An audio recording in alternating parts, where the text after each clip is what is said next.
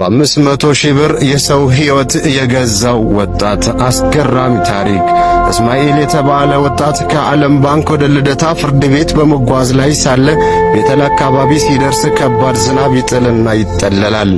መሃል አስፋልቱ ላይ አንዲት መኪና ከአስፋልቱ አካፋይ ስትጋጭም ይመለከታል። በፍጥነት ወደ መኪናዋም ይሄዳል። መኪናዋን ለመክፈት ሲሞክር ሁሉም በር እና መስኮት ዝግ ነው። ወደ ውስጥ ሲመለከት አንዲት ሴት ከመሪው ጋር ተጋጭታ ራሷን እንደሳተችም ይመለከታል። ከኋላ ትንሿን መስኮት በመስበር በሩን ከፍቶ ሲገባ ልጅቷ ላይ የደማች ነገር ባይመለከትም ራሷን እንደሳተች ግን አየም።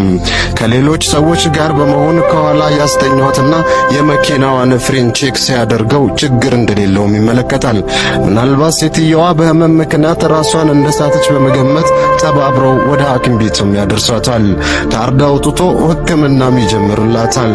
ነገር ግን ልጅቷ ራሷን ልታውቅ ግን አልቻለችም።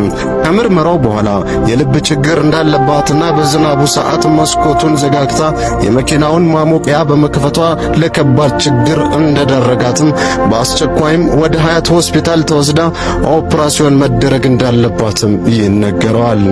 ምንም ሳያቅማማ እሺ ብሏቸው አብሯት የነበሩትን ሰዎች አግዙኝ ሲላቸው ረፍዶብናል በሚል ተልካሻ ሰበብ ብቻውንም ጥለውት ብን ይላሉ። እሱም በአምቡላንስ እንድትወሰድ አድርጎ ከኋላ ኋላቸው የራሷን መኪና እያሽከረከረ ተከትሏቸው ሆስፒታል ይደርሳል። ሕክምናው ተጀመረም። በፍጥነትም 500,000 ብር ማስያዝ አለብህም ይሉታል። ምንም ሳያቅማማ ብሩን አስተላለፈላቸው።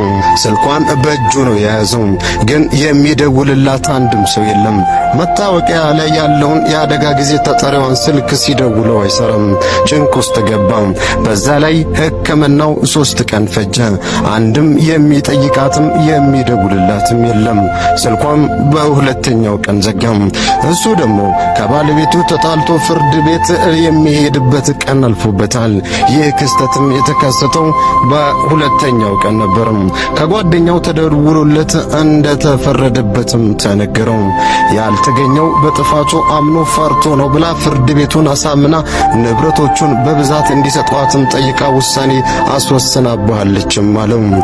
ከሷም እየተጣላው በብዛት ገንዘቡን ይበትናል በሚል ነበር። ለእናቱም ቤት ሰርቷል።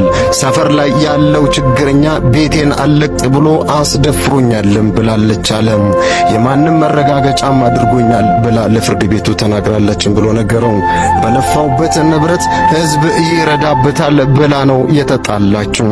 የፍርድ ቤቱን ውሳኔ ከሰማ በኋላ ጭንቅ ውስጥ ገባ። ራሱን እስኪ ስትም ተረበሸ።